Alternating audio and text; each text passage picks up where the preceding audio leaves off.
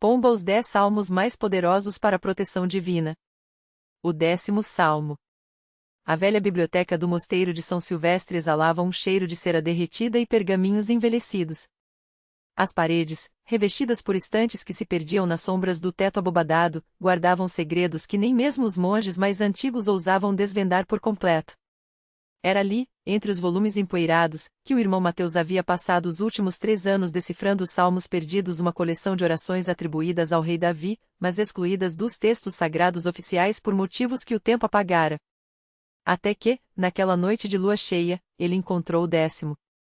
O pergaminho, amarelado e frágil, estava escondido dentro de um cofre de ferro oxidado, trancado com um cadeado cujo mecanismo resistira a todas as suas tentativas anteriores.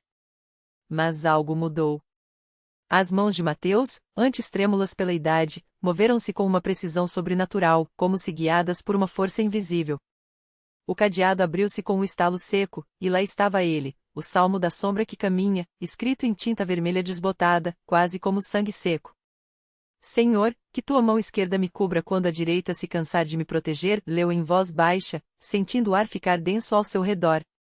Que os anjos de face oculta vigiem onde os de rosto iluminado não ousam olhar.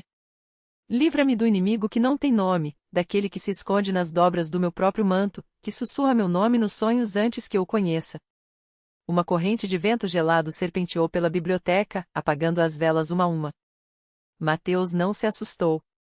Ele sabia. Aqueles versos não eram uma prece, eram um aviso. E, pior ainda, eram uma chave. Algo batia na porta de carvalho maciço atrás dele. Não com os nós dos dedos, como um visitante comum, mas com as juntas, como se quem estivesse do outro lado não tivesse mais pele para amortecer o impacto. O irmão Mateus virou-se lentamente, o salmo ainda tremendo em suas mãos. A madeira rangeu sob os golpes surdos, e uma voz rouca, quase humana, murmurou: Você o encontrou. Agora, precisa devolvê-lo. Mas Mateus não era um homem de medo fácil. Com os dedos trêmulos, ele recitou as palavras finais do salmo, aquelas que haviam sido riscadas com uma adaga no verso do pergaminho. Que o teu silêncio seja minha armadura, e que o teu nome, quando pronunciado ao contrário, feche as portas que não devem se abrir. O ar estremeceu. As batidas cessaram. E então, do outro lado da porta, algo chorou. O pesadelo de Domingos. 3 dias depois, na aldeia de Vale dos Corvos, o menino Domingos acordou gritando. Sua mãe, uma mulher de mãos calosas e olhar cansado, correu para o quarto, encontrando-o encharcado em suor, os lençóis retorcidos como se tivessem sido puxados por mãos invisíveis. Foi o homem de trás da porta, gaguejou Domingos, os olhos arregalados. Ele disse que você escondeu a chave dele. A mãe empalideceu. Sem dizer uma palavra, ela pegou o crucifixo de prata que pendia sobre a cama do filho e o pressionou contra a testa dele, murmurando uma oração que não constava em nenhum missal. Depois, com mãos que tremiam pela primeira vez em anos, ela foi até o baú aos pés da cama e retirou um pequeno envelope de couro. Dentro, havia um pedaço de pergaminho rasgado. Que se esconde nas dobras do meu próprio manto. Ela reconheceu as palavras imediatamente. Era o mesmo trecho que sua avó lhe ensinara a queimar em segredo, toda vez que a sombra de um corvo pousava na janela por 3 dias seguidos. Mãe, o que é isso? Domingos perguntou, ainda ofegante. Ela não respondeu. Em vez disso, correu para a porta da cabana e a trancou com a barra de madeira, como faziam nos tempos antigos, quando as coisas que vinham da floresta não eram lobos, nem ursos, nem homens. Do lado de fora, o vento uivava. E, misturado a ele, um sussurro. 10. Só faltam 9. A sombra do manto. A barra de madeira rangeu ao se encostar nos ganchos de ferro. Clara apertou os olhos, como se pudesse ver através das tábuas grossas da porta. O vento não era apenas vento, ela sabia disso desde que sua avó lhe ensinou a reconhecer os sinais.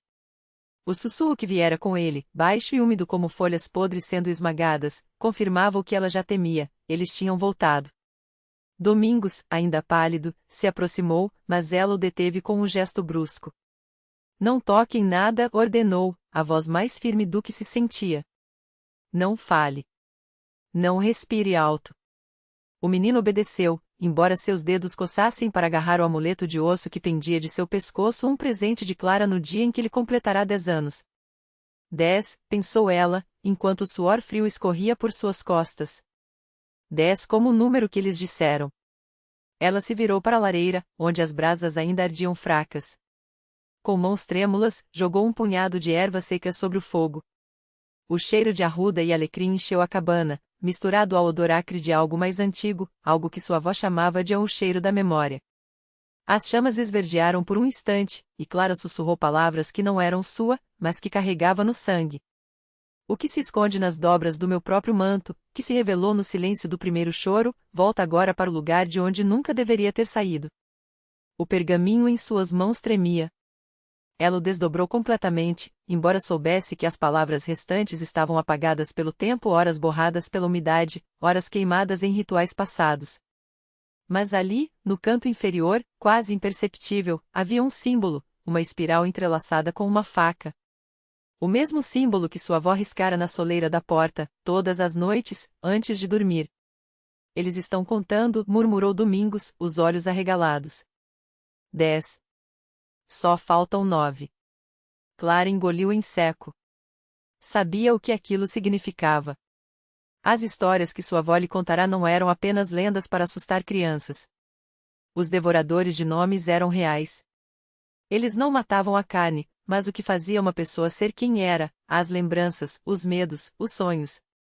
Deixavam corpos vazios, cascas que ainda respiravam, mas que não reconheciam nem mesmo o próprio reflexo. E eles sempre começavam com uma criança de 10 anos.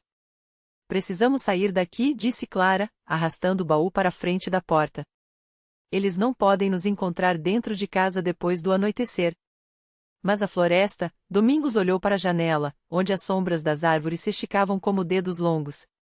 Eles estão lá fora também. Não na clareira dos carvalhos. Não ainda.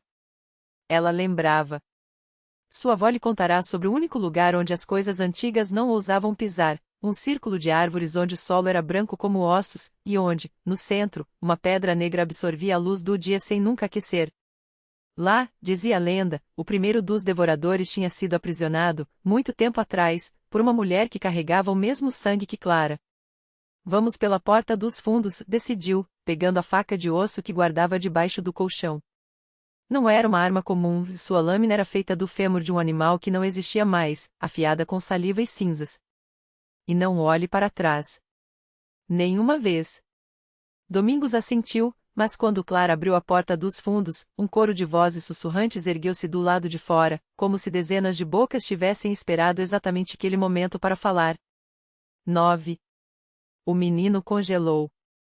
Não escute, Clara o puxou para fora, correndo em direção à floresta. Os galhos estalavam sob seus pés, mas ela não ousava olhar para cima. Sabia que, se o fizesse, veria eles, figuras altas, vestidas com mantos feitos de sombras costuradas, cujos rostos eram apenas buracos onde deveriam estar os olhos. Eles não corriam. Não precisavam. Estavam em toda parte, espreitando entre as árvores, esperando que um deles tropeçasse, que um deles olhasse para trás, que um deles esquecesse. Mais rápido! Clara gritou, empurrando Domingos adiante. Seu coração batia tão forte que ela tinha certeza de que eles podiam ouvi-lo. Então, entre os troncos, avistou a clareira. A luz da lua caía sobre o círculo de carvalhos, iluminando o solo pálido e a pedra negra no centro. Clara sentiu um alívio momentâneo até que percebeu que a pedra não estava mais sozinha. Uma figura agachada, vestida com farrapos que já haviam sido brancos, seguirá com as mãos sobre os ouvidos, balançando-se para frente e para trás. Seu rosto era uma máscara de cera derretida, sem traços, sem identidade. Mãe? Domingos parou, horrorizado. Clara reconheceu os cabelos, o formato dos ombros. Sua avó. Não, sussurrou, apertando os olhos. Não é ela. Não é ninguém. A coisa na clareira ergueu a cabeça.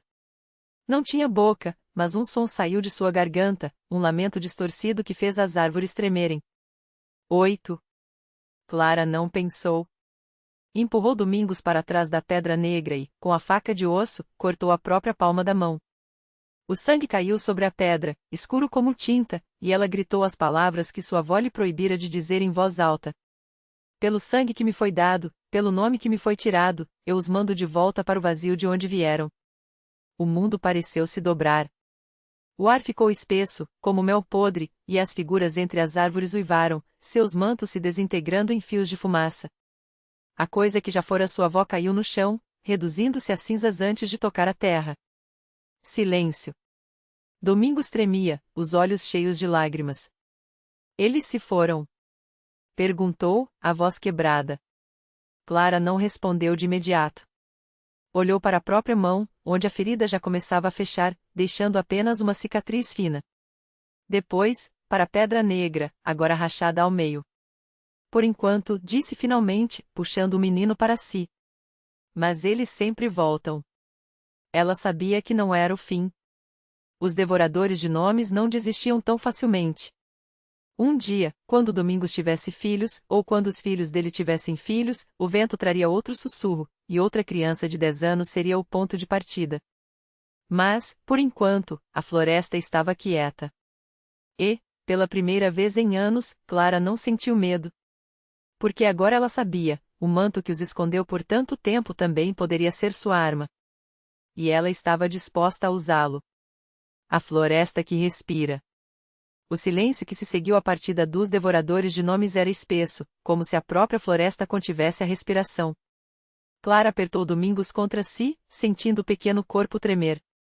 Ele não chorava, talvez ainda não entendesse o peso do que havia acontecido, ou talvez, como ela, estivesse demasiado exausto para qualquer coisa além do alívio momentâneo. Vamos para casa, murmurou ela, passando os dedos pelos cabelos emaranhados do menino. A vovó deve estar esperando.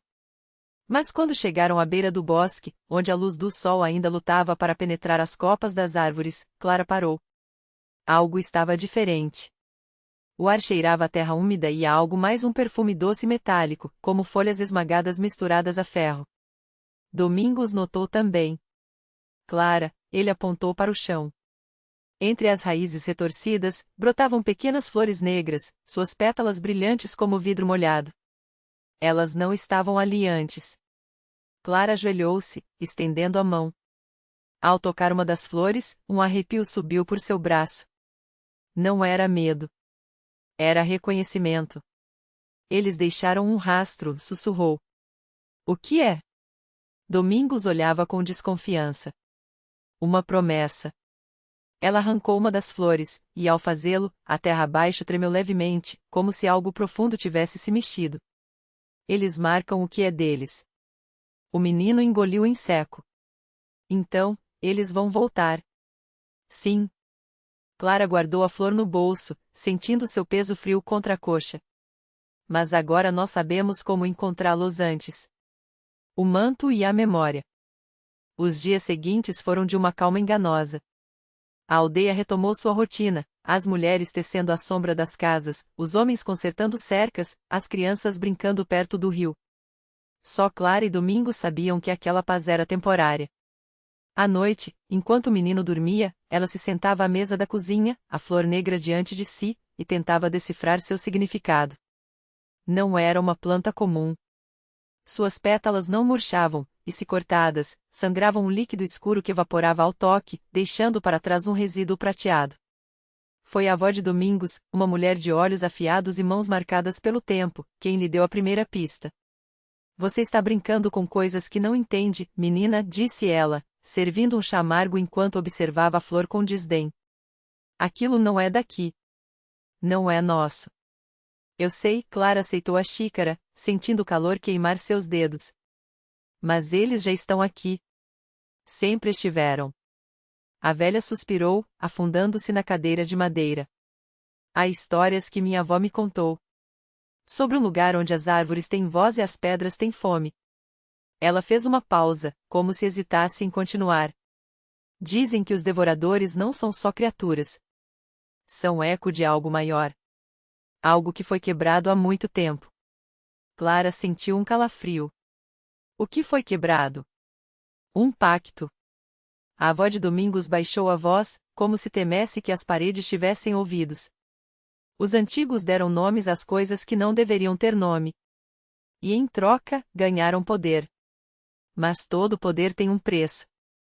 Clara pensou na pedra negra, rachada ao meio. Pensou no manto que a escondeu por anos, tecido com fios de sombra e silêncio. E se a gente devolver o que foi tirado? A velha encarou, e pela primeira vez, Clara viu algo além da desconfiança em seus olhos. Esperança. Medo. Então a dívida seria paga. Ela estendeu a mão, pegando a flor negra com cuidado. Mas ninguém nunca conseguiu. Os devoradores não soltam o que é deles. Clara sorriu, um sorriso fino e determinado. Eles não contavam comigo. O caminho de volta. Levou semanas para preparar. Clara estudou os mapas antigos que a avó de Domingos guardava, desenhados em peles de animais com tinta feita de carvão e sangue. Ela coletou mais das flores negras, sempre que as encontrava brotando em lugares onde a terra parecia doente. E, às escondidas, começou a tecer. Não era um manto comum. Ela usou fios de sua própria roupa, misturados com as pétalas trituradas e um pouco do líquido prateado que elas liberavam. Cada ponto era uma memória, o riso de Domingos quando criança, o cheiro da floresta após a chuva, o peso da pedra em suas mãos. Cada linha era uma promessa. Você está fazendo uma armadilha, disse Domingos uma noite, observando-a trabalhar à luz de uma vela. Estou fazendo uma porta, corrigiu ela, sem levantar os olhos. Uma que só abre para quem sabe o caminho de volta. O menino não entendia completamente, mas confiava nela. Afinal, Clara havia salvado sua vida. E isso, para ele, era o suficiente. O último nome. Quando a lua estava cheia e prateada, Clara soube que era hora. Os devoradores sempre vinham com a lua cheia. Ela vestiu o manto recém-tecido, sentindo-o aderir à sua pele como uma segunda camada. Não era mais uma proteção. Era uma chave. Fique aqui, ordenou a Domingos, empurrando suavemente para trás da porta. Não importa o que ouvir, não saia. Clara. Prometa. Ele prometeu. Ela caminhou até o centro da clareira, onde a pedra negra ainda jazia, rachada. Ao seu redor, as flores negras haviam crescido em um círculo perfeito, suas pétalas brilhando sob a luz da lua. Eu sei que vocês estão aí, disse, e sua voz não tremeu. Eu sei o que vocês querem. O vento mudou. Um sussurro percorreu as árvores, e de repente, o ar ficou pesado, como se algo invisível estivesse se aproximando. Vocês levam os nomes porque foram roubados de vocês, continuou ela, estendendo as mãos. Mas eu tenho algo para devolver. Ela tirou a flor do bolso e a esmagou entre os dedos. O líquido prateado escorreu, caindo sobre a pedra. Onde tocava, a superfície negra se iluminava, revelando veias de luz, como rachaduras preenchidas por estrelas. Um uivo ecoou pela floresta. Não era um som, mas uma vibração, algo que fazia os ossos doírem e os dentes rangirem. As sombras entre as árvores se mexeram, e figuras altas e esguias começaram a emergir, seus corpos feitos de fumaça e olhos sem pupila. Os devoradores de nomes. Eles a cercaram, suas vozes um coro de sussurros sobrepostos, nomes roubados sendo murmurados em um idioma esquecido. Você não pode nos dar o que não é seu. Eu posso dar o que foi tirado de vocês, Clara respondeu, levantando o manto. Os nomes que vocês perderam. As memórias que foram esquecidas. Ela jogou o manto sobre a pedra, e no momento em que o tecido tocou a superfície, um clarão ofuscante explodiu na clareira. Clara fechou os olhos, sentindo o calor queimar sua pele, mas não era dor. Era purificação. Quando a luz se apagou, a pedra havia se transformado. Não era mais negra, mas translúcida, como gelo polido. Dentro dela, formas se moviam silhuetas de pessoas, de lugares, de coisas que haviam sido esquecidas. Os devoradores recuaram, seus corpos tremendo. Um a um, começaram a se desfazer, suas formas se dissolvendo em fumaça que era sugada pela pedra. Os sussurros cessaram. Os nomes, finalmente, estavam voltando para casa. O que fica? Quando Clara abriu os olhos, a floresta estava silenciosa. Não o silêncio de antes, pesado e ameaçador, mas um silêncio vivo, como o de uma criança que finalmente adormeceu após um longo choro. A pedra agora um cristal brilhava fracamente, pulsando como um coração. Ela se ajoelhou, tocando-a com cuidado.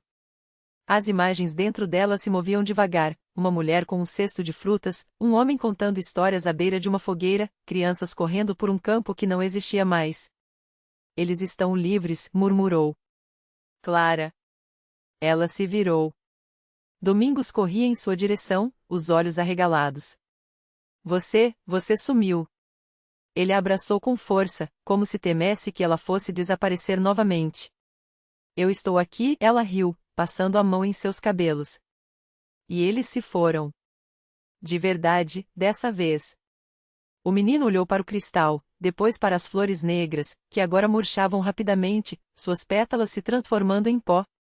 O que a gente faz com isso? Perguntou, apontando para a pedra.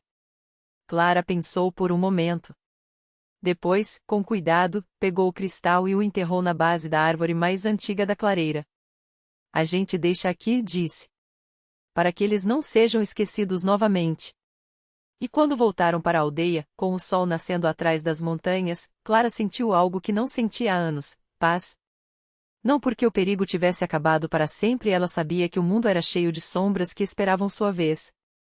Mas porque, pela primeira vez, ela entendia que algumas batalhas não eram para serem vencidas com espadas ou gritos. Às vezes, bastava lembrar. E ela se lembrava.